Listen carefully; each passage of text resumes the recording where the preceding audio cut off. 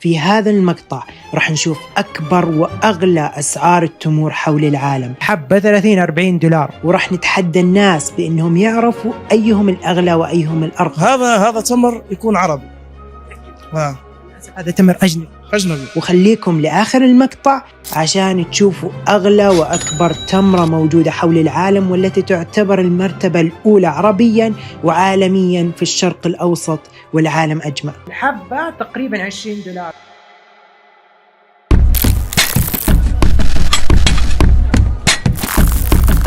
اليوم يا جماعة الخير مقطعنا مختلف، لأنه فعليا الطاولة هذه اللي أنا جايبها الآن راح تشرح لكم عن هذه الثلاث منتجات اللي انتم شايفينها الآن فوقنا واللي شايفينها تحتنا اللي انتم حابينه. يعني طبعا يا جماعة الخير هذه المنتجات الثلاثة هي أندر منتجات ممكن تلاقيها في الأردن، وخاصة إنه فعليا أمس أو قبل أمس تقريبا إنه كان في مؤتمر عن التمور،